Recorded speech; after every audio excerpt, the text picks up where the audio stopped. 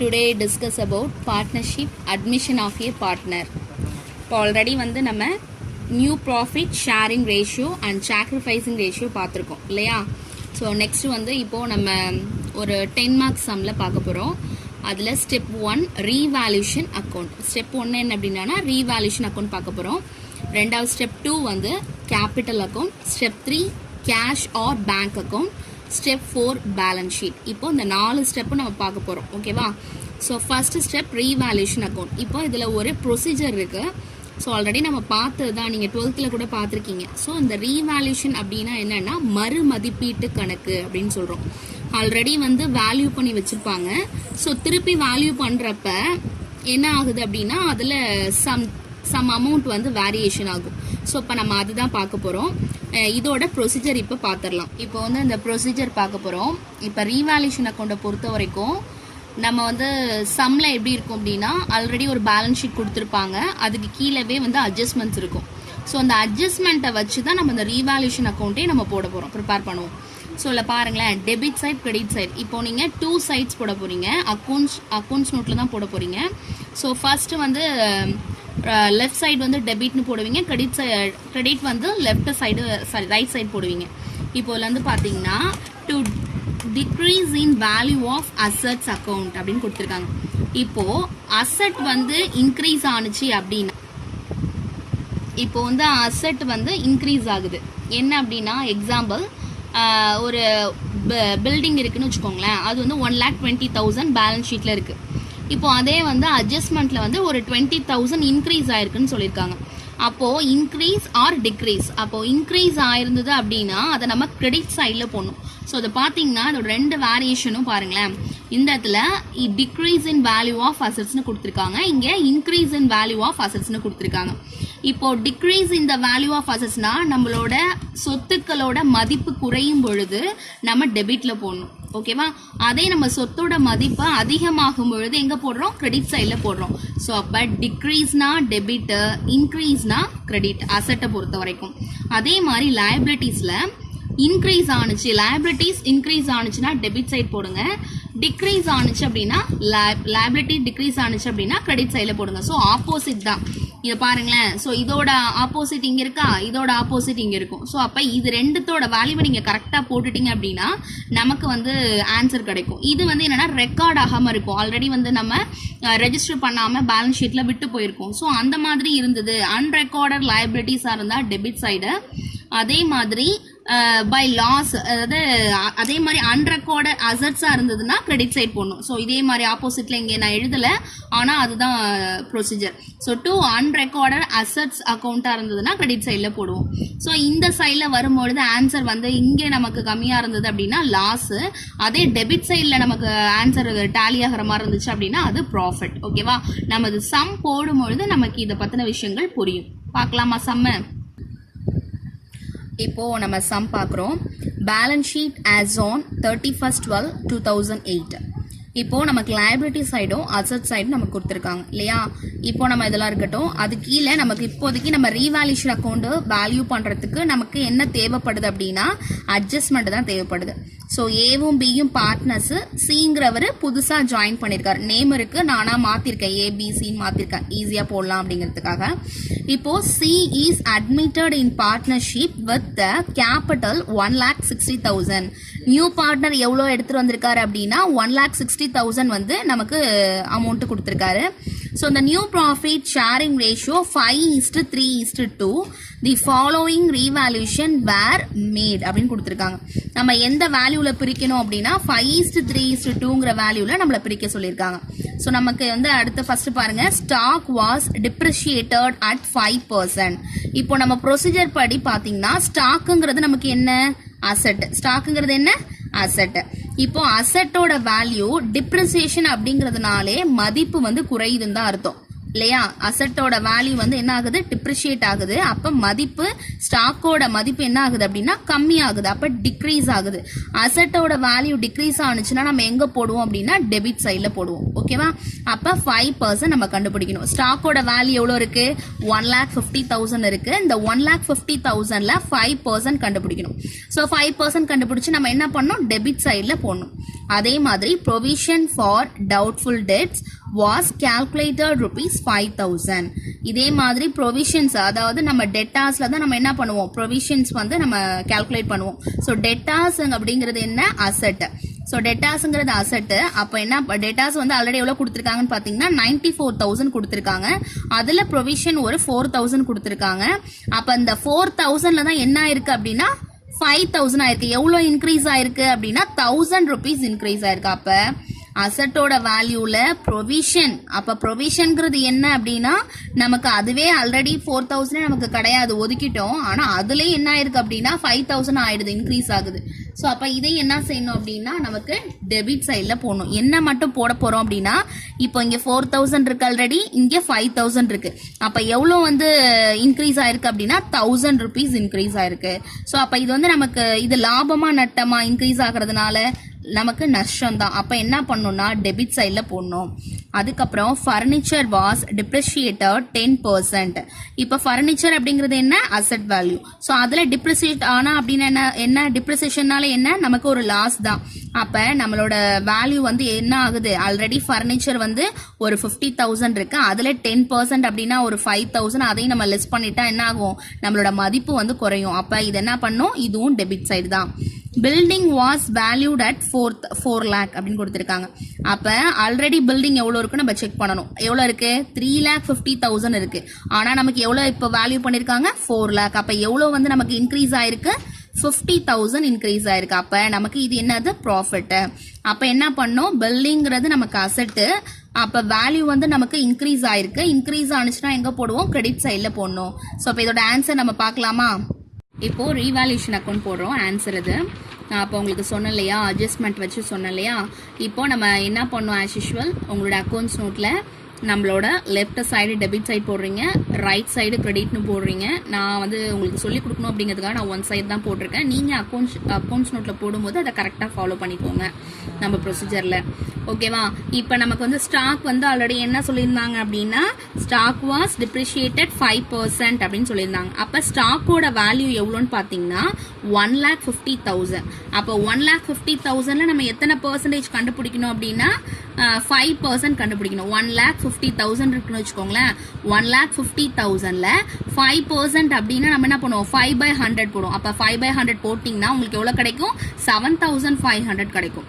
அதே மாதிரி provisions for doubtful டெப்ட்ஸ்ன்னு போட்டு நம்ம என்ன பண்ணோம், 1,000 போட்டிருக்கோம். என்ன இருந்தது அட்ஜஸ்ட்மெண்ட்ல 5,000 இருந்தது, ஆல்ரெடி பேலன்ஸ் ஷீட்ல 4,000 இருந்தது. அப்போ எவ்வளோ மட்டும் இன்க்ரீஸ் ஆயிருக்கு, 1,000 rupees மட்டும் இன்க்ரீஸ் ஆயிருக்கு. அதே மாதிரி ஃபர்னிச்சர் வந்து எவ்வளோ கொடுத்துருக்காங்க பேலன்ஸ் ஷீட்ல அப்படின்னா 50,000 கொடுத்துருக்காங்க. 50,000ல எத்தனை பர்சன்டேஜ் அப்படின்னு பார்த்தீங்கன்னா 10%. அப்போ எவ்வளவு 10/100 அதை போட்டிங்க அப்படின்னா 5,000 கிடைக்கும். அதே மாதிரி இதோட முடிஞ்சிச்சு. அதுக்கப்புறம் பில்டிங் கொடுத்துருந்தாங்க. இப்போ பில்டிங்கிறது நமக்கு என்ன இருந்தது, அசட்டோட வேல்யூ வந்து இன்க்ரீஸ் ஆயிருந்தது. பேலன்ஸ் ஷீட்ல 3,50,000 இருந்தது, அட்ஜஸ்ட்மெண்ட்ல 4 lakh இருக்கு. அப்போ என்ன ஆயிருக்கு, இன்க்ரீஸ் ஆயிருக்கு. அப்ப என்ன பண்ணும், கிரெடிட் சைட்ல எவ்வளோ இன்க்ரீஸ் ஆயிருக்கும் அதை மட்டும் தான் போடணும். நீங்க குழப்பிக்கவே தேவையில்ல. இப்போ அட்ஜஸ்ட்மெண்ட்ல 4 lakh இருந்தது, நம்ம என்ன பண்ணுவோம், டக்குனு 4 lakh கொண்டு இங்க போட்டுருவோம். அப்படி போடக்கூடாது. எவ்வளோ இன்க்ரீஸ் ஆயிருக்கு, எவ்வளோ டிக்ரீஸ் ஆயிருக்கோ அதை மட்டும் தான் நம்ம ரீவேல்யூஷன் அக்கௌண்ட்ல நம்ம போடணும். அது இல்லாம நீங்க மாறி போட்டுறக்கூடாது. ஸோ பை பில்டிங் அக்கௌண்ட் போட்டு என்ன பண்ணும், எவ்வளோ மட்டும் இன்க்ரீஸ் ஆயிருக்கு 50,000. ஸோ அதை மட்டும் போடுங்க. போட்டுட்டு ரெண்டு பக்கமும் டேலி பண்ணும்பொழுது என்ன கிடைக்கும், இந்த சைட்ல கிரெடிட் சைட்ல தான் 50,000 இருக்கு. ஸோ ரெண்டு சைடும் 50,000 போடுங்க. அப்புறம் நம்மளோட ஷேர் வேல்யூ எவ்வளவு கிடைக்குது, இதெல்லாம் ஆட் பண்ணீங்க அப்படின்னா ஒரு அமௌண்ட் கிடைக்கும் இல்லையா. ஸோ அப்ப நமக்கு வேல்யூ வந்து 36,500 அப்படின்னு கிடைச்சிருக்கு. ஸோ ஆல்ரெடி 7,500 பிளஸ் 1,000 பிளஸ் 5,000 இது எல்லாத்தையும் ஆட் பண்ணுங்க. ஆட் பண்ணிட்டு 50,000ல இருந்து லெஸ் பண்ணீங்கன்னா 36,500 கிடைக்கும். இப்போ இதுதான் நம்ம என்ன பண்ண போறோம் அப்படின்னா கேபிட்டல் அக்கௌண்ட்டுக்கு டிரான்ஸ்ஃபர் பண்ண போறோம். ஸோ அப்ப நம்மளோட வேல்யூ என்ன பண்ணும், 36,500 நம்ம என்ன பண்ணோம், ஏபி அதாவது இவங்களோட ஓல்டு ரேஷியோல அதை நம்ம பிரிச்சு போட்டணும். 36,500 இருக்கா, இதை நம்ம என்ன பண்ணோம், ஆல்ரெடி வந்து அவங்க 5:3:2ங்கிற ரேஷியோல கொடுத்துருக்காங்களா. இப்போ வந்து பார்த்தீங்கன்னா ஓல்டு ரேஷியோ வந்து 3:2 கொடுத்துருக்காங்க. ஓகேவா? ஸோ அப்போ ஓல்டு ரேஷியோ 3:2, இது வந்து நியூ ரேஷியோ. ஸோ இந்த ரேஷியோவில் நம்ம என்ன பண்ணக்கூடாது, வந்திருக்க ப்ராஃபிட்டை இதில் நம்ம பிரிக்கக்கூடாது. நமக்கு தேவை ஓல்டு ரேஷியோவில் தான் நம்ம பிரிக்கணும். நியூ ரேஷியோங்கிறது நம்ம என்னது, அவரோட ஷேருக்கு மட்டும்தான் நம்ம பிரிப்போம். ஸோ அதனால ஓல்டு பார்ட்னர்ஸ்க்கு மட்டும்தான் ப்ராஃபிட்டை கொடுக்கணும். ஓகேவா? ஓல்டு ப்ராஃபிட் எவ்வளோ கொடுத்துருக்கா, ஓல்டு ரேஷியோ எவ்வளோ கொடுத்துருக்காங்கன்னா 3:2 இந்த சம்மில் கொடுத்துருக்காங்க. அப்போ 3:2னா இப்போ நமக்கு ரீவேல்யூஷன் அக்கௌண்ட்டில் 500 கிடைச்சிருக்கு. எவ்வளோ கிடைச்சிருக்கு அப்படின்னா 36,500 கிடைச்சிருக்கு.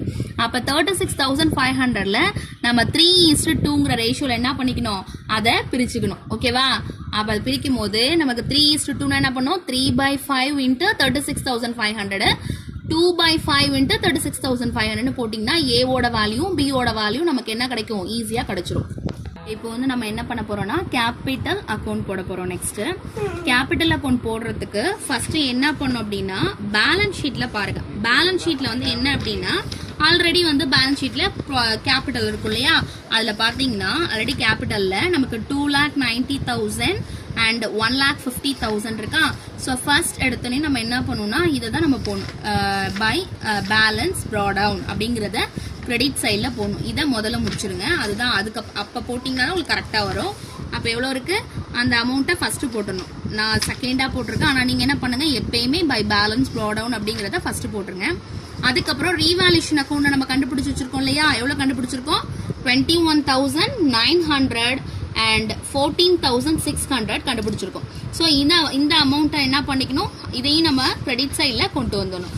அப்போ கிரெடிட் சைடில் கொண்டு வரும்பொழுது நம்ம என்னது, பை ரீவேல்யூஷன் அக்கௌண்ட் 21,900, தென் பியில் வந்து என்ன பண்ணணும் 14,600 போட்டுருங்க. அதுக்கப்புறம் கேஷ் அக்கௌண்ட். கேஷ் அக்கௌண்ட்னா ஒன்றும் இல்லை, நியூ பார்ட்னர் எடுத்துட்டு வந்த கேஷ் தான். எவ்வளோ நியூ பார்ட்னர் எவ்வளோ எடுத்துட்டு வந்திருக்காரு அப்படின்னா 1,60,000 எடுத்துட்டு வந்திருக்காரு. ஸோ வேணா நீங்க வந்து சம்ல பாத்தீங்கன்னா உங்களுக்கு புரியும். இப்போ வேணா சம்ல பாருங்க, C is admitted into partnership with the capital of rupees 1,60,000 இருக்கா. இந்த 1,60,000 மட்டும்தான் நம்ம C பார்ட்னருக்கு கொடுக்குறோம். அதுதான் அவர் எடுத்துட்டு வந்த கேபிட்டல். ஸோ இந்த கேபிட்டல் அக்கௌண்ட்டை பொறுத்த வரைக்கும் அவரோட கேபிட்டல் மட்டும்தான் போடுவோம், வேற எந்த ஷேருமே அவருக்கு கிடையாது. ஓகேவா? சம் பார்த்துடலாம். இப்போ சம்ல வந்து பாத்தீங்கன்னா இப்போ சம்ல பார்த்தீங்கன்னா நம்ம என்ன பண்ணியிருக்கோம் அப்படின்னா கேஷ் அக்கௌண்ட் போட்டிருக்கோம். இந்த கேஷ்ங்கிறது ஒன்றும் இல்லை, என்னது நியூ பார்ட்னரோட கேபிட்டல் தான். ஸோ நியூ பார்ட்னரோட கேபிட்டல் 1,60,000 போட்டுருங்க. போட்டுட்டு அதுக்கப்புறம் வேற எதுவுமே நம்ம வந்து கேபிட்டல் அக்கௌண்ட்ல போடுறதுல இந்த சம பொறுத்தவரைக்கும் எதுவுமே கிடையாது. ஸோ இது மட்டும்தான்.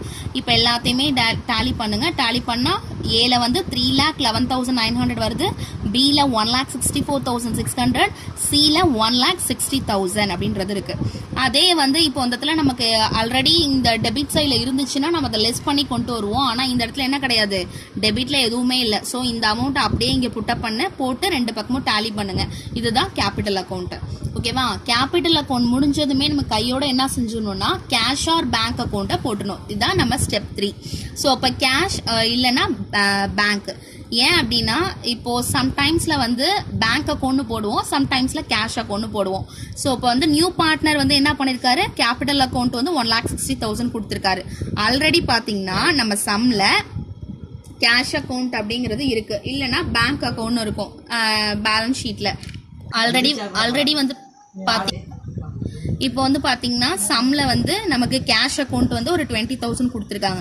இப்போ கேஷ் அக்கௌண்ட் 20,000ல நம்ம என்ன பண்ணோம், ஃபர்ஸ்ட் எடுத்துனோம் கேஷ் அக்கௌண்ட் போடுறதுக்காக first to balance brought down போட்டு 20,000 போட்டுருங்க. அதுக்கப்புறம் என்ன பண்ணுங்க, கேபிட்டல் எடுத்துட்டு வந்த அக்கௌண்ட்டை, அதாவது நியூ பார்ட்னர் எடுத்துட்டு வந்த கேபிட்டல் என்ன பண்ணணும் அப்படின்னா அதை போட்டுடணும்.